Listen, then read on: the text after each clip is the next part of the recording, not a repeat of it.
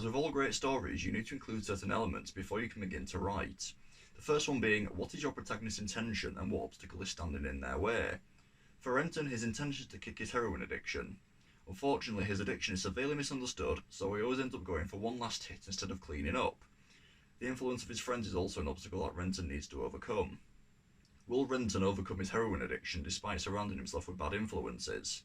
This brings us to the stakes of the story. Renton's external stakes are his attempts to beat his heroin addiction. Internally, it's the judgments he faces from people due to the choices he's made, and philosophically, Renton chooses to live life by his own rules and not what others expect of him, but he also has to choose between being selfish or staying loyal to his friends. We now move on to the key beats. Our opening starts with an introduction to the characters, the flawed world they live in, and how they relate to the philosophical stakes of the story, choosing life by expectations or your own rules. The inciting incident happens when Renton spends the day with Sick Boy. Sick Boy constantly downgrades Renton's life, achievements and struggles. This fuels Renton's desire to get one over on Sick Boy, and it's the story's problem A. Next, the first act break signals the start of the second act goal revolving around Renton's personal development, and this starts when Renton goes back to Diane's after a night out. Renton's dealt a severe blow to his chances of recovery at the midpoint when he ends up in hospital after having another hit. His family are made aware of his addiction and can't trust him to kick out on his own. There's also an internal setback as Renton receives judgment from the nurses and other patients in the hospital over his revival. The second act break arrives when Sick Boy proposes Renton helps them punt some heroin that they've acquired. It marks the successful resolution of the second act goal as Renton has bettered himself with a job, got himself clean and has money saved up. This not only forces the stakes of Renton betraying Sick Boy, but also sets back the philosophical stakes as Sick Boy and Begbie force Renton into coughing up his savings to help them sell the heroin. Finally, the climax shows the stakes have been reversed and resolved in the story. The external success comes from Renton being free of heroin, the internal successes of Renton making better life choices, and the philosophical stakes of Renton bettering himself without the hassle of his friends.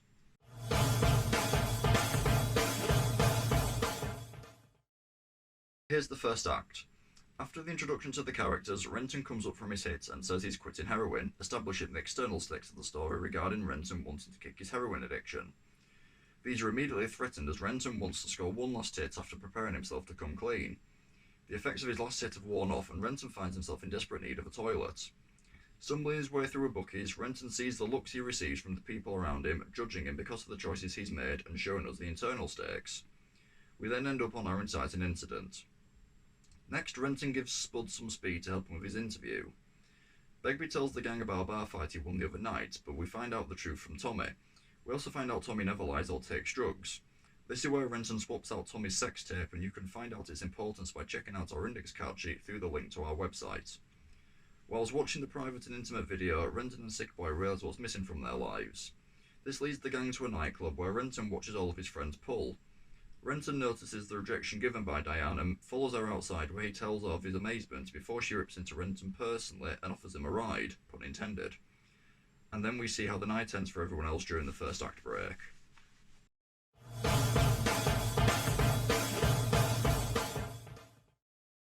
In the first half of the second act, we need to build up to Renton going back onto heroin. This starts when Renton finds out Diane's real age. She blackmails him into seeing her again. Tommy's being given a hard time by Lizzie, so he decides to take the guys for a hike. Renton declares it's shite being Scottish and his self-loathing pushes him back onto heroin. It's an internal threat as Renton's low opinion of himself hampers his goal of bettering himself. Once Renton is back on the heroin, it shows him stealing from his parents to fund his addiction. Next, Tommy explains that Lizzie has dumped him and says he wants to try heroin based off of what he's heard the others say about it. The philosophical stakes are also threatened here as the good guy Tommy has been influenced by his friends. We then see the gang attack an American tourist in the pub to steal money for their heroin.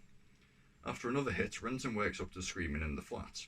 There's a dead baby. Through his reaction we find out that it was Sick Boy's. Renton cooks up some heroin for everyone. Sick Boy takes Renton and Spud along for a robbery. Sick Boy gets away with it, Renton gets a suspended sentence as long as he kicks his addiction, and Spud gets sent to prison. After the sentencing, Sick Boy tells Renton to choose life, meaning the philosophical stakes are threatened again.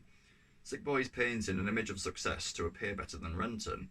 Renton runs from the group for another last hit, and this brings us to our midpoint of Renton having to be rescued from a bad trip.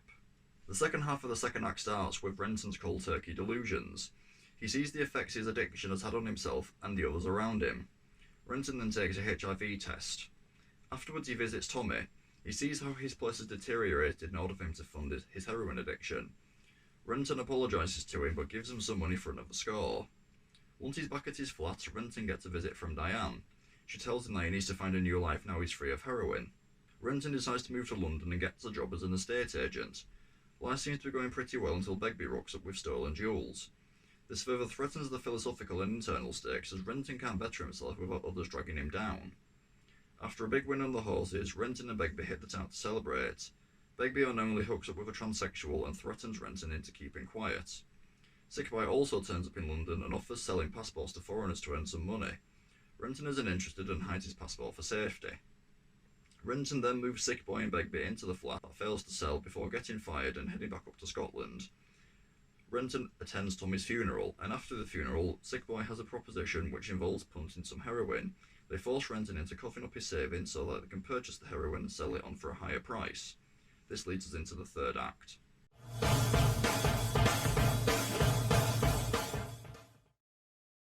The third act begins with an immediate failure of the philosophical internal stakes. Once again, Renton finds himself on the end of his friend's influence, which goes against what Renton wants to do for himself. An external failure isn't far away either, as Renton has to test out the heroin. Renton's friends aren't interested in his efforts to kick his addiction and are willing to sacrifice it for monetary gain. Whilst on the trip down to London, Begbie is tense and on edge. The deal goes through when the heroin sells for £16,000. In the pub afterwards, they talk about what they're going to do with the money. Sickboy and Begbie are suspicious of Renton and Spud, and Renton suggests to Spud about running with the money. Sickboy returns and says that he'd have run if he'd have had the chance. It's the story's Judas moment of betrayal, as Renton didn't run to stay loyal to his friends, but his friends wouldn't return the favour. This is the philosophical failure. Begbie starts a bar fight. Renton avoids the confrontation, but Sickboy and Spud get involved in it. Begbie demands the bag of money off Renton. It's an internal failure, as Renton is being bossed about by Begbie, and his association with Begbie causes judgment as well as anger inside Renton. The kamikaze moment of commitment comes when Renton decides to steal the money. There's no going back if he gets caught in the act. Renton takes the bag off a sleeping Begbie, and on his way out sees Spud watching. It's the moment of despair, as Renton has been caught and isn't going to get away. This links back to the internal and philosophical failures outlined earlier in the third act. However, Spud doesn't alert the others to Renton's actions. It's the decisive act which allows Renton to escape and resolve the stakes.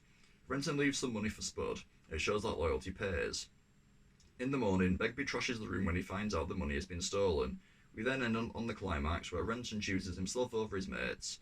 The climax also shows Renton's ear problem has been resolved, as he's pulled a fast one on Sickboy, and the stakes have been reversed in the story. The external success comes from Renton being free of heroin. The internal success is Renton's chance to better himself without the hassle of his mates, and the philosophical success of Renton making better life choices. The final card could read as Spud finding the money left for him.